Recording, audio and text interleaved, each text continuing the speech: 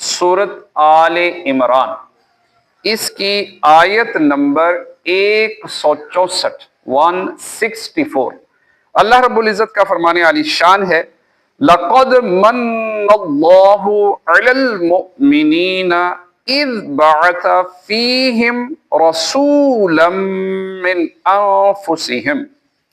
बेशक अल्लाह का बड़ा एहसान हुआ मुसलमानों पर कि उनमें उन्हीं में से एक रसूल भेजा,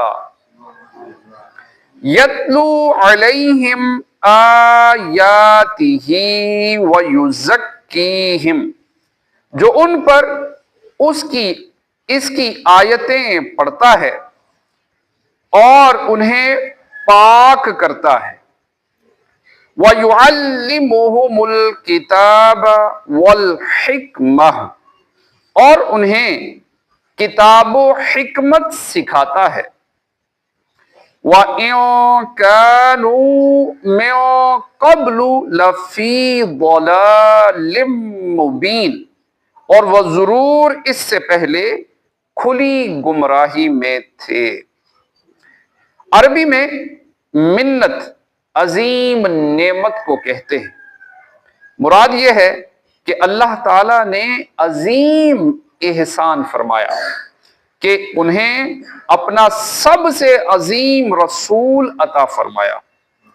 कैसा अजीम रसूल अता फरमाया कि अपनी विलादत मुबारका से लेकर वसाले मुबारक तक और इसके बाद के तमाम जमाना में अपनी उम्मत पर मुसलसल रहमतो शफकत के दरिया बहा रहे।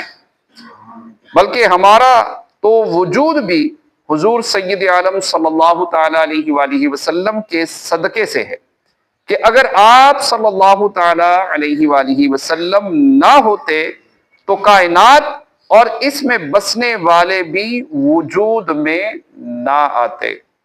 पैदाइश मुबारक के वक्त ही आप सल्लल्लाहु ताला अलैहि वसल्लम ने हम उम्मतियों को याद फरमाया। शब्बे मेराज भी रब्बुल आलमीन अज़्ज़ा व जल्ला की बारगाह में याद फरमाया।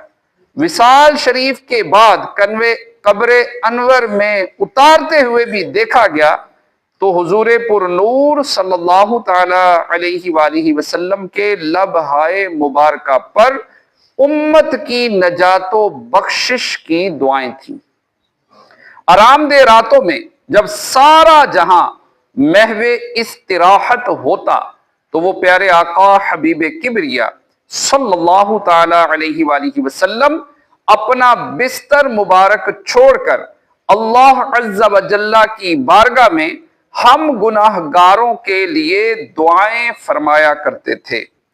अमूमी और खुसूसी दुआएं हमारे हक में फरमाते रहते।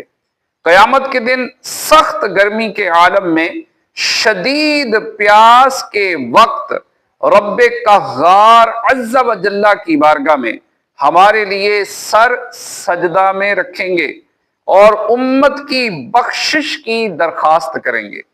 कहीं उम्मतियों के नेकियों के पलड़े भारी करेंगे, कहीं पुल सिरात से सलामती से गुजारेंगे, कहीं हौज़े कौसर से सैराब करेंगे, कभी जहन्नम में गिरे हुए उम्मतियों को निकाल रहे होंगे, किसी के दराजात बुलंद फरमा रहे होंगे, खुद रोएंगे हमें हंसाएंगे, खुद गमगीन होंगे हमें खुशियां अता फरमाएंगे।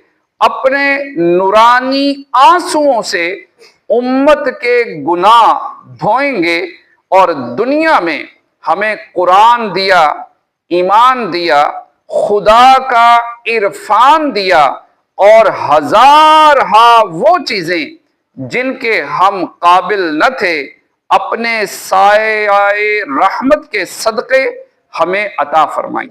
अलगरज हुजूर सय्यद आलम सल्लल्लाहु ताला अलैहि वसल्लम के एहसानात इस कदर कसीर दर कसीर हैं कि उन्हें शुमार करना इंसानी ताकत से बाहर है।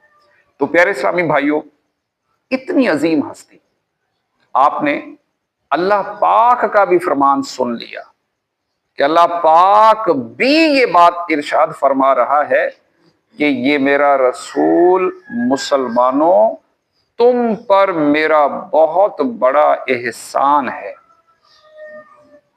تو اب بھی کوئی بندہ اس احسان کا شکر نہ ادا کرے تو پھر وہ بندہ کیسا ہے؟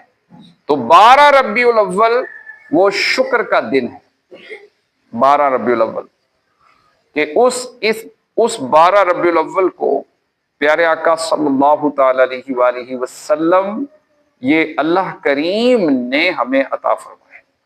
تو پیارے اسلامی بھائیوں، تو پھر 12 ربیع الاول کو ہم کیوں نہ پیارے آقا صلی اللہ تعالی علیہ وسلم کا جو ولادت کا دن ہے اس پر ہم اللہ پاک کا شکر ادا نہ کریں، اس پر ہم خوشیاں نہ کریں، اس کو سیلیبریٹ نہ کریں۔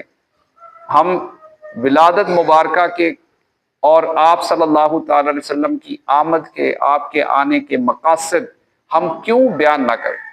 تو یہ ہمارا مسلمانوں کے لیے سب سے بڑا دن ہے۔ اگر یہ دن نہ ہوتا تو کیا ہمیں چھوٹی بڑی عید کا پتہ ہوتا؟ نہیں۔ ہمیں نمازوں کا پتہ ہوتا؟ نہیں۔ ہمیں قرآن پاک کا پتہ ہوتا؟ نہیں۔